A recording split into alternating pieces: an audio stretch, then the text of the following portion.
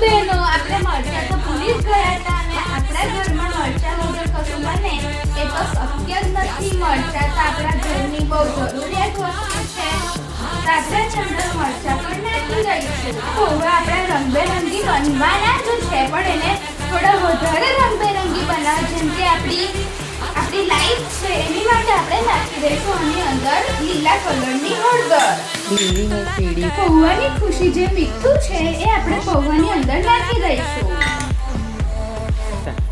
તો બહેનો હવે આપણા પૌવા ફૂલીને જે જાડા પાડા થઈ ગયા છે એને આપણે આપણી રંગબેરંગી દુનિયામાં નાખી દઈશું.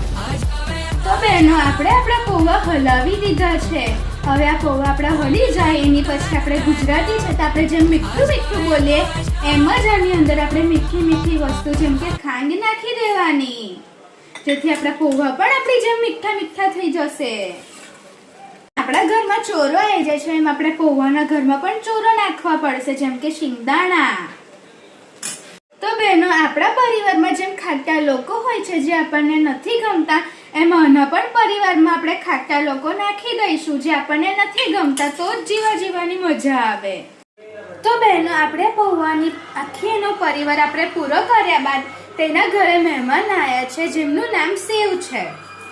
તો બહેનો જો તમને આ મારી પૌવાની રેસીપી જો ગમી હોય તો તમે ઘરે પણ બનાવી શકો છો. તો મને કોમેન્ટ કરજો નીચે કે તમને આ પૌવાની રેસીપી કેવી લાગી અને કોમેન્ટ કર્યા પહેલા તમારે સબસ્ક્રાઇબ કરી દેજો.